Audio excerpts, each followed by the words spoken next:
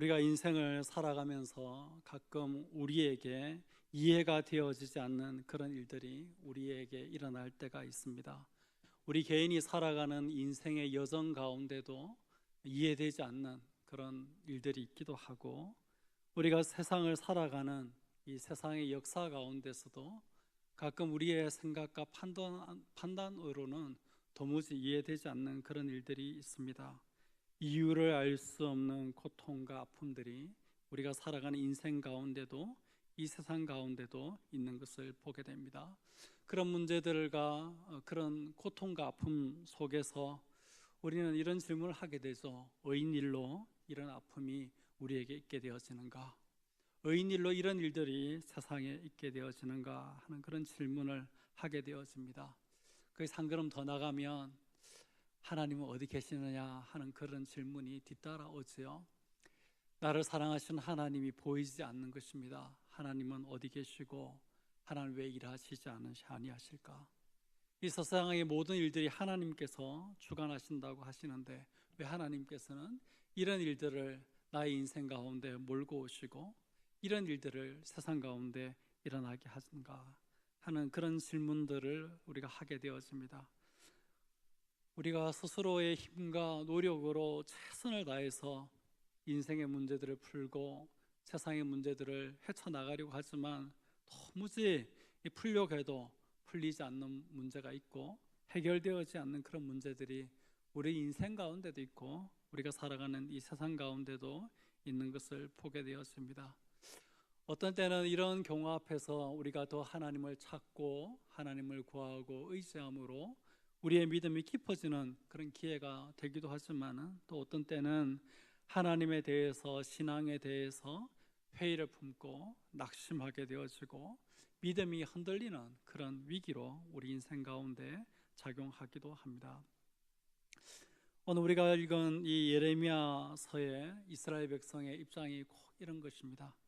하나님께서 그들의 나라를 망하게 하고 그들을 포로로 끌려가게 했는데 왜 하나님께서 이런 일들을 우리 인생 가운데 가져오시는가? 주의 백성들에게 하나님의 나라에 왜 이런 일들이 일어나게 하는가? 그런 질문을 하게 되어집니다. 포로로 끌려간 사람들의 마음은 더 비참했겠죠. 사랑하는 가족도 떠났을 수도 있고 정들었던 고향도 떠났을 수도 있고 자기의 일구어 놓았던 모든 이 삶의 기반들로부터 떨어져서 먼 이국 타양 그곳에서 포로로서의 자기의 삶을 이제 풀어가야 되니까 그 사람들의 마음은 더 처참했을 것입니다. 그런데 오늘 본문의 예레미야 선지자가 이렇게 예루살렘에서 바벨론으로 포로로 끌려갔던 사람들에게 편지를 써서 그들을 향한 하나님의 말씀을 전달하고 있습니다. 우리가 이 말씀을 통해서 우리가 우리 인생 가운데 이해가 되지 않는 그런 문제와 그런 고통과 그런 아픔들을 우리가 어떻게 이해할 것인지를 한번 생각해 보고 또 그런 시간들을 우리가 어떻게 살아가야 할지 또 그 가운데 어떤 소망이 있는지를 이 말씀을 통해서 우리가 배워볼 수 있기를 바랍니다. 우리가 읽지 않았지만은 읽었던 앞부분에 보면 선지자 예레미야가 이 글을, 이 편지를 쓰고 있는 것을 우리가 알 수 있고 느부갓네살이 예루살렘에서 바벨론으로 끌고 간 포로된 백성에게 이 글을 보내었던 것을 1절이 우리에게 가르쳐주고 있습니다. 시기적으로는 2절에 보면 여고니아 왕과 왕후와 궁중의 내시들과 유대와 예루살렘의 고관들과 기능공들과 토공들이 예루살렘에서 떠난 후라고 그렇게 시기를 명시하고 있습니다. 여고니아 왕을 비롯한 많은 사람들이 포로로 끌려갔던 그런 포로로 끌려간 이후에 예레미야가 이 편지를 썼음을 이야기해주고 있습니다. 3절에 보면 이 편지를 써서 사반의 아들 엘라사와 힐기야의 아들 그마랴 편으로 이 말들을 바벨론에 있는 포로된 이스라엘 백성에게 전달하고 있는 것을 보게 되었습니다. 그 내용은 만군의 여호와 이스라엘의 하나님께서 예루살렘에서 바벨론으로 사로잡혀 가게 한 모든 포로들에게 하신 말씀이다. 그렇게 이야기하면서 4절이 마무리되어집니다. 그 다음에 오늘 우리가 읽었던 이 5절에서 구체적으로 하나님께서 이 포로로 끌려갔던 백성들에게 하시는 말씀이 무엇인지를 거기에 기록하고 있습니다. 그 내용을 요약해 보면 6가지로 요약할 수 있습니다. 첫 번째는 6절에 있는데, 너희들이 거기에서 삶을 살고 번성하여서 그곳에서 줄어들지 않도록 해라. 예전 번역에는 이 줄어들지 아니하게 하라는 말을 세잔하지 않게 해라, 그렇게 표현했습니다. 이 포로로 끌려갔지만은 처지를 비관하고 삶을 포기하지 말고 그곳에서 살아라, 그곳에서 계속 살아남아라, 그곳에서 번성하라, 그런 말씀을 하는 것입니다. 두 번째 메시지는 사로잡혀 가게 한 그 성읍에서 너희들이 평안을 추구하고 그 성읍을 위하여서 너희가 여호와 하나님께 기도해라. 그 성읍이 평안함으로 너희도 평안함을 얻을 수 있을 것이다. 우리가 세상 속에서 그리스도인이 어떠해야 되는가에 대해서 좋은 아이디어를 주는 그런 메시지입니다. 세 번째 메시지는 거짓 예언에 미혹되지 말고 그것을 거짓 예언을 믿지 말라 하는 것입니다. 너희 중에 있는 선지자들에게와 점쟁이들에게 미혹되지 말라. 너희가 꿈도 고지 듣고 믿지 말라, 그렇게 이야기합니다. 그러면서 이유를 9절에 밝히기를 내가 그들을 보내지 아니하였음에도 그들이 내 이름으로 거짓을 예언함이라, 그렇게 이야기하고 있습니다. 포로로 끌려가서 그곳 가운데 살아가는 중에 거짓 예언에 미혹되지 않도록 특별히 유의해라 하는 그런 메시지를 전하고 있는 것입니다. 선지자라는 이름을 가지고 있어도 하나님이 보내지 않았는데 너희들에게 말할 수 있으니까 그거 조심해야 되고, 점쟁이, 이거는 신앙의 세계가 아니고 그 우상을 섬기는 것이죠. 우리로 따지면 무속신앙에 해당하는 것인데 사람이 어려우면 이런 거 의지하게 되거든요. 근데 그것에 그들에게도 미혹되지 말고 너희들이 그죠? 우리가 기도를 많이 하거나 은혜를 많이 체험할 때에 신령한 꿈들을 꿀 때가 있습니다. 그렇지만 그 꿈도 거짓 것대로 믿어서는 안 된다, 그렇게 이야기하면서 거짓 예언에 미혹되어지지 않도록 특별히 유의할 것을 이야기하고 있습니다. 네 번째 메시지는 너희들이 바벨론에서 포로된 지 70년이 차면 너희가 돌아오게 될 것이다 하는 그런 말씀입니다. 10절과 14절의 말씀이 있습니다. 바벨론에서 70년이 차면 내가 너희를 돌보고 나의 선한 말을 너희에게 성취하여 너희를 이곳으로 돌아오게 하리라 하는 그런 메시지가 네 번째 메시지입니다. 다섯 번째 메시지는 너희를 향한 나의 생각은 평안이고 너희들에게 미래와 희망을 주는 것이다 하는 메시지입니다. 11절 메시지입니다. 그리고 마지막 여섯 번째 메시지는 내가 너희들의 기도를 들을 것이고 너희들을 만날 것이다 하는 그런 메시지를 거기에 담고 있습니다. 이런 예레미야가 바벨론의 포로로 끌려갔던 백성들에게 주었던 이 메시지를 통해서 오늘 우리가 우리의 삶 속에 어려움과 고통이 있을 때에 이해되어지지 않는 그런 이유를 알 수 없는 그런 고통과 아픔이 있고 해결되어지지 않는 문제가 있을 때 그 가운데 우리가 어떻게 나가야 할지를 우리가 좀 이 밤에 교훈 받고자 합니다. 여러분, 이스라엘 백성의 이 역사를 이렇게 생각해 보면 여기 본문에도 보면 하나님께서 이스라엘로 하여금 망하게 하고 하나님께서 그들로 하여금 포로로 끌려가게 한 것을 분명하게 이야기하고 있습니다. 그러면서 왜 하나님이 이런 일들을 우리에게 일어나게 하고 우리 민족에게, 우리 백성에게 이런 일들이 일어나게 했는가 회의를 품을 수 있습니다. 그런데 하나님께서 그런 일들을 그들에게 하셨지만 그들을 향하신 하나님의 본 마음이 무엇인지 여기 분명하게 밝히고 있습니다. 여러분 11절을 같이 한번 읽어보시겠습니다. 시작. 여호와의 말씀이니라 너희를 향한 나의 생각을 내가 아나니 평안이요 재앙이 아니라 너희에게 미래와 희망을 주는 것이니라. 자기들의 나라는 망했고 자기들은 포로로 끌려와서 있는 그 처지에 있습니다. 그런데 하나님께서 그들을 향해서 말씀하시는 것입니다. 너희들을 향한 나의 마음은 평안이다, 재앙이 아니다. 너희를 향한 나의 마음은, 나의 생각은 너희들에게 미래와 희망을 주는 것이다. 하나님께서 그렇게 말씀하고 있는 것입니다. 사랑하는 성도 여러분, 여러분 인생 가운데 어려움이 있을 때에, 우리 인생 가운데 고난이 찾아올 때에 사단은 우리에게 자꾸 하나님에 대해서 회의하게 만들고, 신앙에 대해서 낙심하게 만들고, 믿음에 있어서 등을 돌리게 만들고, 우리를 향하신 하나님의 사랑과 신실하심에 대해서 의문을 품게 만들지만은, 여러분 그런 때일수록 더더욱 하나님의 이 마음, 우리를 향하신 하나님의 이 마음과 생각을 믿고 가실 수 있는 귀한 성도님들 다 되시기를 바랍니다. 너희를 향한 나의 생각은 재앙이 아니라 평안이다.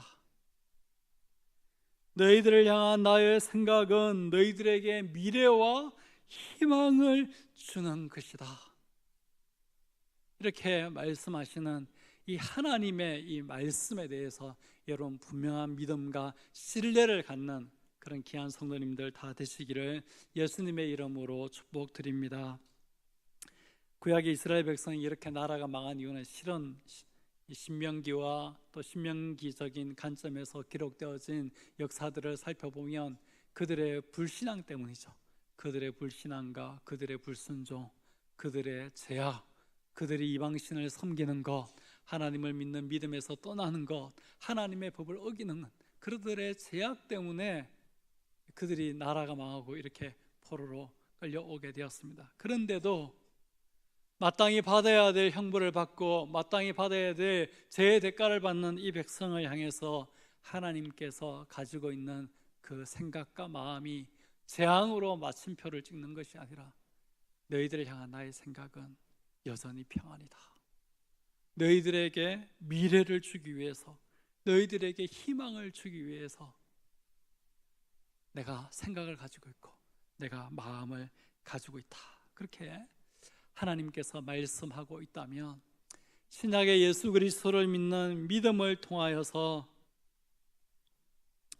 하나님의 자녀가 되는 근세를 얻었고, 우리의 행함이 아니라 믿음으로 말미암는 의, 예수 그리스도의 속죄의 보혈을 통한 제시씀을 통해서 하나님 앞에서 결코 흔들리지 않는, 변하지 않는 그런 온전한 의를 가진 우리를 향한 하나님의 생각과 하나님의 마음은 더더욱 더 분명히 재앙이 아니라 평안이요, 우리에게 미래와 희망을 주기 위한 것임을 우리가 확신할 수 있는 것입니다. 확신할 수 있는 것입니다.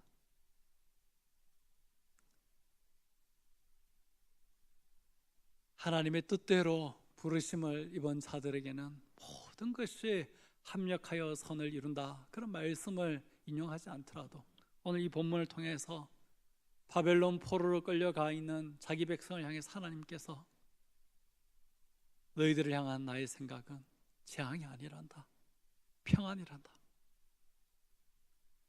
이렇게 하는 너희들을 향한 나의 생각은 너희들에게 희망을 주고 너희들에게 미래를 주고자 하는 것이 나의 생각이고 나의 마음이란다, 그렇게 말씀하고 있습니다.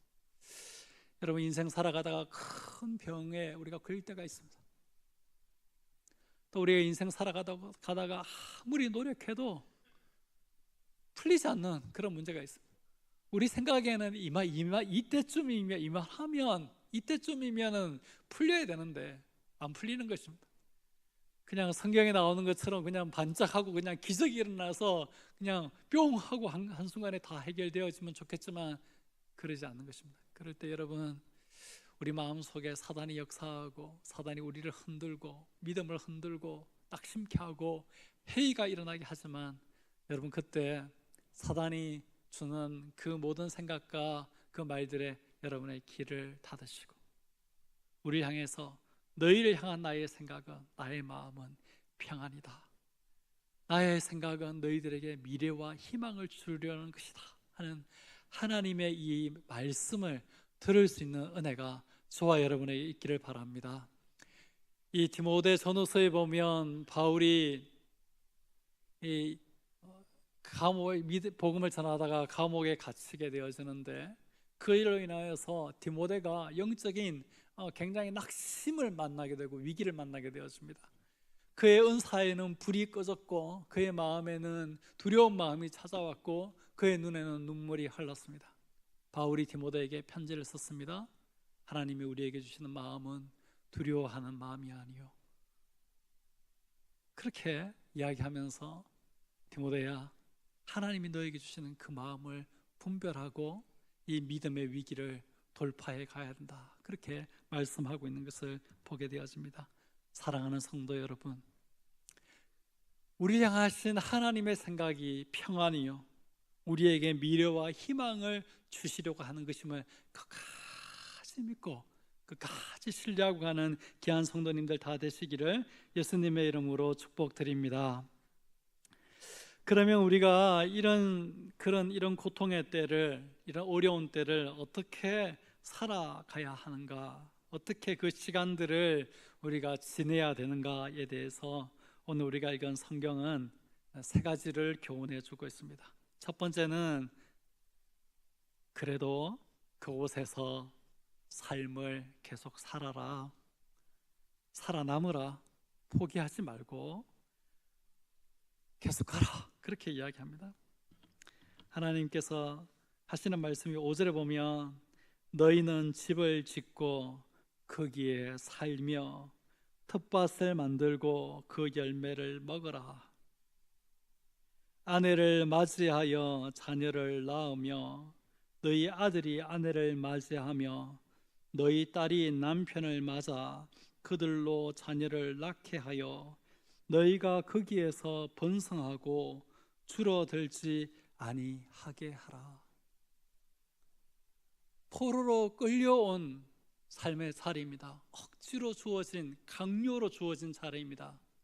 본인이 선택하고 가서 고생해도 어려운데 그냥 억지로 강요되어진 고통의 자리고 고생의 자리입니다. 근데 하나님께서 포기하지 말고 그 현실을 포기하고 현실에서 도피해서 살지 말고 그곳에다가 집을 짓고 그곳에서 밭을 일구어서 그렇게 살아라. 그렇게 먹고 살기만 하는 게 아니라 아내를 맞이해라. 그리고 자녀를 낳아라. 그리고 너희 아들들을 위해서 아내를 맞이하고 너희 딸들을 위해서 남편을 맞이하게 하고 또 그래서 그 자녀들이 또 아이를 낳게 하고 그렇게 해서 번성해 가도록 해라. 쇠산하여지지 않도록, 줄어들지 않도록 해라. 하나님께서 이야기하고 있는 것을 보게 되어집니다.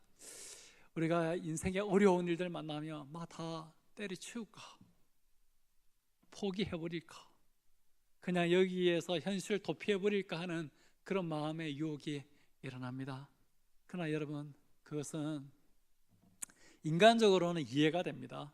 이해가 되고 또 그럴 수도 있겠다, 납득도 됩니다. 그러나 여러분, 그것은 우리 향해서 말씀하신 하나님, 너희를 향한 나의 생각은 평안이요 너희들을 향한 나의 생각은 너희들에게 미래와 희망을 주려 하는 것이다. 하나님의 그 생각, 하나님의 그 마음, 하나님의 그 말씀을 믿고 신뢰하는 태도는 아닙니다. 신자가 갈 길은 그것이 아닙니다. 인생의 고난이 찾아오고 역경이 찾아오고 이유를 알 수 없는, 이해가 되어지지 않는 그런 고통과 아픔이 우리에게 있어도 그 가운데도 하나님의 마음과 생각을 믿고 그 가운데도 삶을 살아가는 것입니다. 그 가운데도 삶을 개척해 가는 것입니다. 그 가운데서도 번성하도록 노력해 가는 것입니다. 쇠산하여지지 않도록 끝까지 버티고 나아가는 것입니다. 여러분, 이것이 하나님께서 포로로 끌려간 바벨론 백성에게 하시는 말씀이었습니다. 오늘 우리가 만난 인생의 위기와 고통 가운데서 우리 향하신 하나님의 말씀도 동일한 것입니다. 포기하지 마라. 현실 도피하지 마라. 거기에다가 집을 짓고 거기에다가 밭을 일구어서 먹고 살고 거기에서 결혼해서 자식 낳고 자식들을 또 배우자를 만나게 해서 또 자식 낳고 그렇게 삶을 이어가라, 살아남으라, 그렇게 이야기하고 있습니다. 사랑하는 성도 여러분, 여러분과 저에게 이런 마음이 있기를 바랍니다. 세상의 모든 성공하는 사람들에게 공통점이 하나 있답니다. 여러분, 테드라는 이 영어권에서 이렇게 많이 알려진 그런 이 강연 프로그램인데, 우리나라에도 세상을 바꾸는 시간 15분 이렇게 해서 3번씩 강연을 이렇게 유행시키게 만든 그런 프로그램인데, 그게 한 강연자가 나와서 세상의 모든 성공한 사람들이 가지고 있는 공통점이 있는데, 그것은 불굴의 의지랍니다. 인생의 역경이 찾아오고 인생의 실패가 찾아왔는데도 거기에서 한번 실패하고 넘어졌다고 포기하고 뒤로 물러가고 때려치우고 현실 도피한 사람이 아니라, 실패했음에도 불구하고 좌절했음에도 불구하고 큰 장애물을 만나고 장벽을 만났음에도 불구하고 불굴의 의지를 가지고 계속 나간 사람이 결국은 성공을 하더라 하는 것입니다.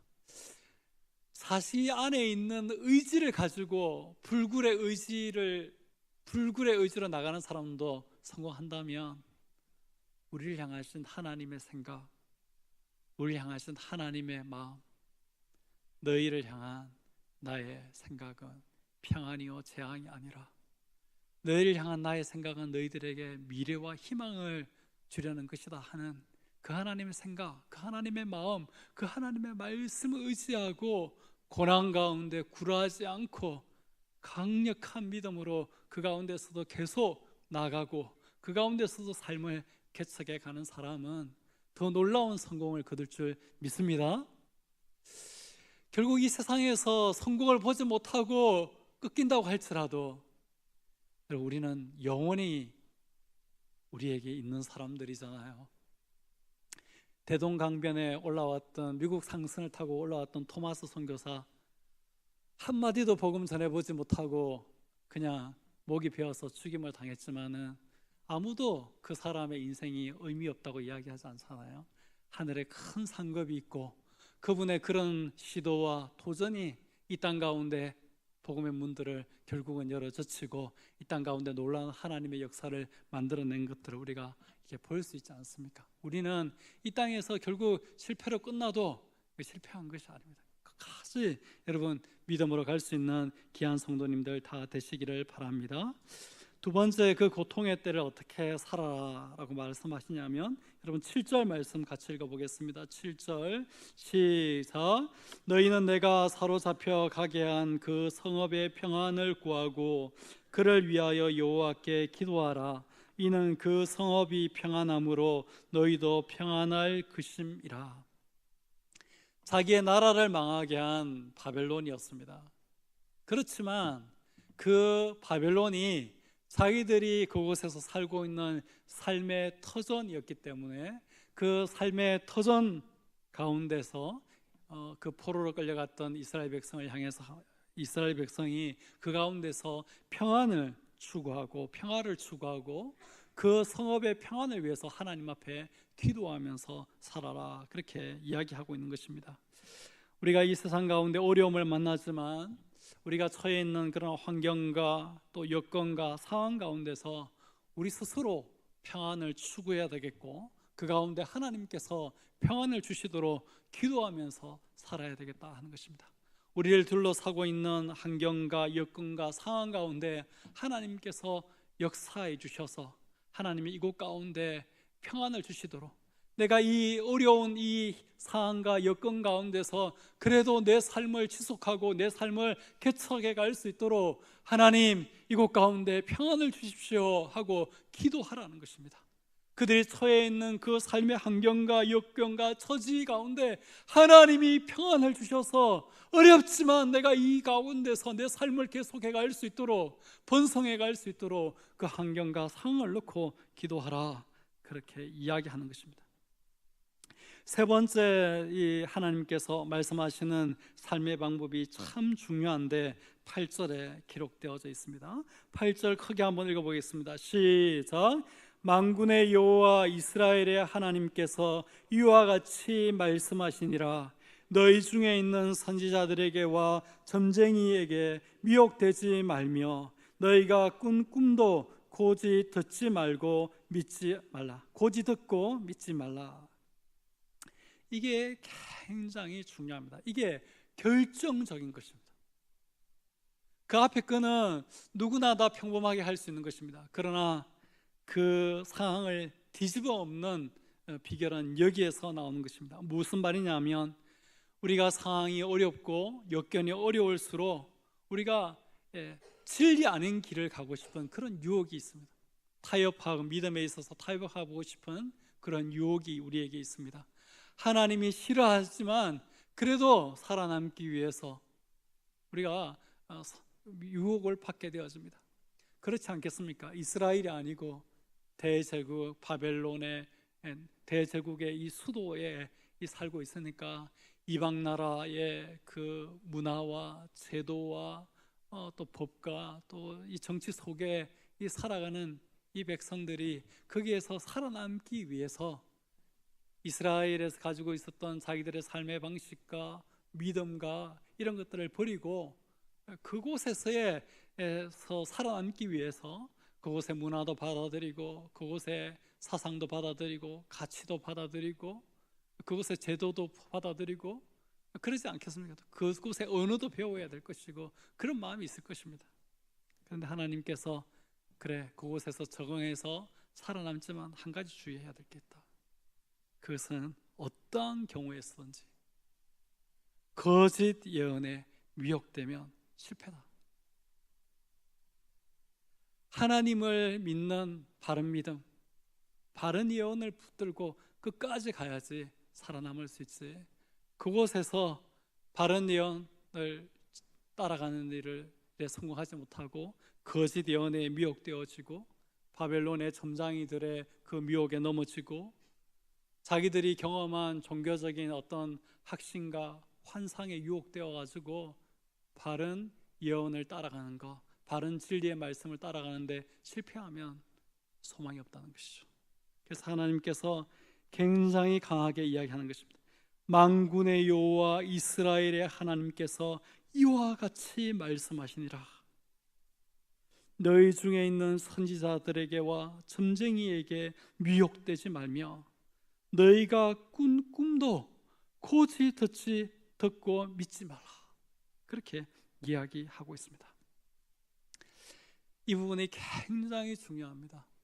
우리가 살아남기 위해서 이것저것 노력하는 거 필요하고 살아남기 위해서 하나님의 도움을 구하고 하나님께서 환경과 상황과 여건을 변화시켜 주시도록 기도하는 것도 중요하지만 그렇게 해서 그곳에서 살아가는데 말입니다.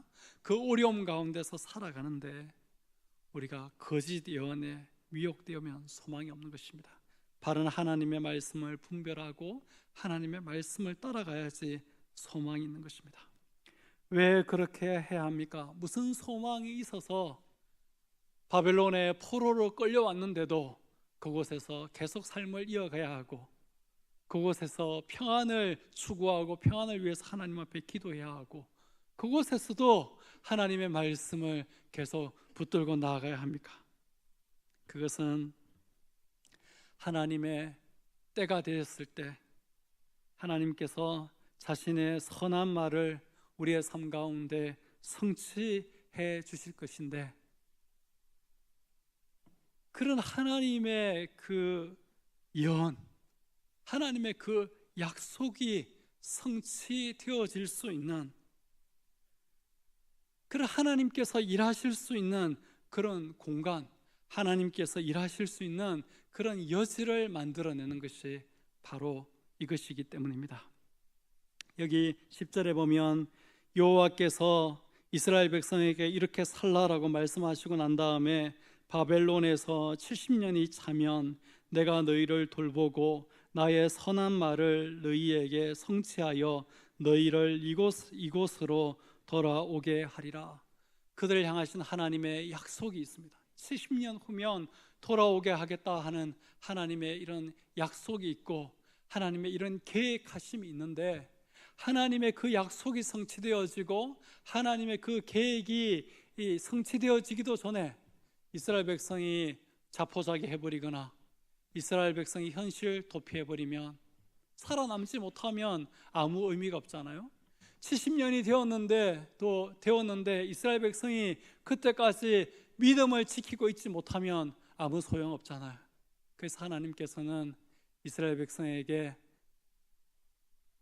하나님이 약속하신 그 약속이 성취되어지는 그 때가 올 때까지, 하나님의 계획이 시행되어지는 그 때가 올 때까지 이스라엘 백성이 살아남기를 원하시고 믿음을 지키기를 원하시는 것입니다. 사랑하는 성도 여러분, 믿음이라는 건 이런 것 아니겠습니까?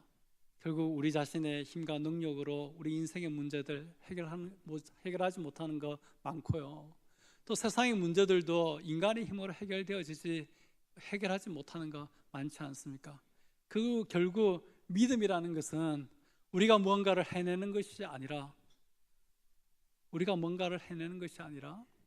하나님이 일하고 하나님께서 역사하실 수 있는 공간을 만들어내고 여지를 만들어내기 위해서 우리가 최소한의 뭔가를 하고 버티는 게 믿음이 아니겠습니까?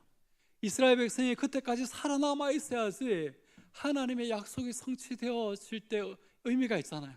이스라엘 백성이 믿음 지키고 있어야지 하나님이 계획하신 것을 시행하려고 할 때에 의미가 있잖아요. 우리의 믿음이 그런 거라고 생각이 되었습니다. 인생의 고난의 때를 만나고 어려운 때를 만나면 여러분, 우리가 포기해버리면 하나님이 일하고 역사하실 여지가 없어지고 공간이 없어져요. 우리가 믿음을 접어버리면 하나님이 계획하신 거, 그 고난의 터널을 통과하고 나서 하나님께서 이루시려고 하시는 그 하나님의 계획이 시행되어질 수 있는 여지가 없어져 버리잖아요. 그래서 우리가 하는 것은 하나님이 일하실 수 있도록, 하나님의 약속이 성취되어지고 하나님의 계획이 이루어질 수 있도록 그 공간을 만들고 여지를 만들어내는 것이죠. 그러기 위해서는 살아남아야 돼요. 그리고는 믿음을 지켜야 하는 것입니다. 근데 질문할 수 있겠습니다. 그러나 목사님, 우리 자신은 너무너무 연약합니다. 하나님의 약속이 언젠가 있고, 하나님의 약속이 있고 그 약속이 언젠가 성취되어질 것을 제가 압니다마는 그때까지 버티는 게 너무 힘들고, 그때까지 버티기엔 제가 너무 연약합니다. 그런 말을 하실 수 있을 것 같습니다. 우리 스스로에게도 아마 그런 말들 하는 것 같습니다. 하나님이 나를 사랑하시고 하나님께서 신실하시고 나를 향하신 하나님의 분명한 계획이, 선하신 계획이 있으시고 나를 향한 하나님의 약속이 분명히 있지만 오늘 연약한 내가 이 문제를 감당하기에는 너무 버거운 것이죠. 너무 힘겨운 것입니다. 그래서 종종 포기하고 싶은 그런 마음들이 우리 속에 일어나고 믿음에 있어서 뒤로 물러가고 싶은 그런 유혹이 우리 속에 일어나는 것입니다. 내 자신의 힘과 의지로는 버티기가 너무너무 힘겨운 것이죠. 문제가 너무 큰 것이죠. 고통이 너무 큰 것이죠. 아픔이 감당이 안 되는 것입니다. 그게 우리 자신은 아닙니까? 아마 인생의 어려운 순간들을 넘어오신 분들은 아마 그런 마음들이 있을 겁니다. 자기 자신을 놓아버리고 싶은 그런 유혹들을 받았던 그런 때가 있을 것입니다. 하나님께서 이런 자기 백성의 마음을 잘 아시는 거예요. 그래서 하나님께서 이런 말씀을 하고 계세요.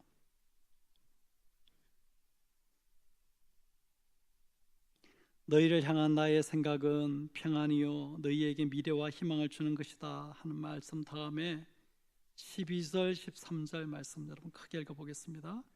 12절 13절 말씀 크게 읽어보겠습니다. 시작.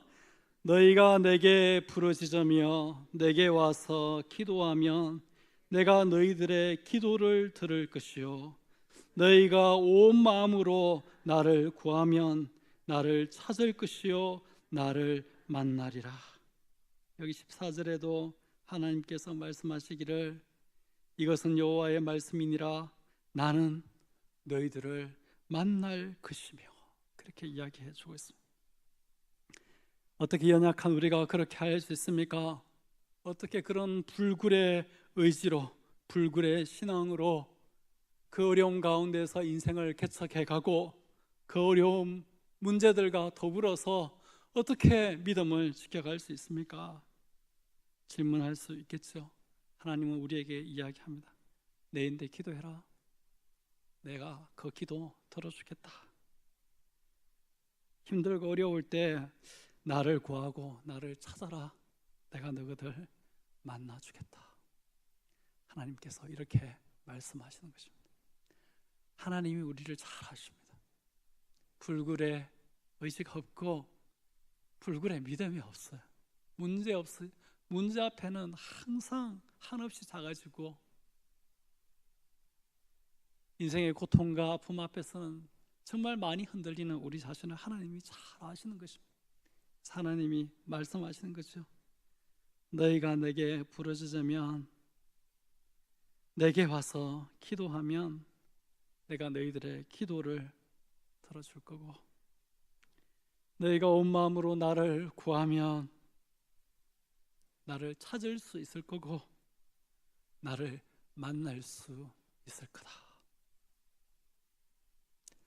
하나님 앞에 기도하는 그 힘이 아니면, 하나님 앞에 나와서 하나님을 만나는 그 힘이 아니면 그 어떤 사람도 자신의 힘과 의지로는 그 시간들을 통과할 수 없습니다. 그 시간들을 속에서 자기 삶을 개척할 수 없고 그 시간들 속에서 믿음으로 버텨낼 수 없습니다. 그러나 기도할 수 있고 하나님을 만나는 힘이 있으면 그것을 얼마든지 감당할 수 있는 줄 믿습니다. 하나님이 우리를 만나면 어떨 때는 위로해 주시고, 어떨 때는 달래도 주시고, 어떨 때는 꾸짖어도 주시고, 어떨 때는 새로운 마음도 부어주시고, 어떨 때는 정말 하늘로부터 임하는 힘이 우리에게 있는 것을 우리가 경험하게 되어질 것입니다. 우리 대한교회 모든 성도님들 인생 살아가실 때에 많은 어려움과 또 많은 고통과 많은 아픔들, 우리 힘으로 해결할 수 없는 많은 문제들 만나시겠지만은 여러분 하나님 앞에 기도하시고 그 기도의 힘 가지고 또 하나님을 구하고 찾아서 하나님을 만나는 하나님과의 그 만남의 기쁨, 하나님과의 그 교제의 그 기쁨을 가지고 인생의 모든 문제들, 인생의 모든 고통들, 인생의 모든 아픔들 가운데서도 그것들과 함께 자기 인생을 개척해 가지고 그것들과 함께 자기 믿음의 이야기를 만들어 가실 수 있는 귀한 성도님들 다 되시기를 예수님의 이름으로 축복드립니다.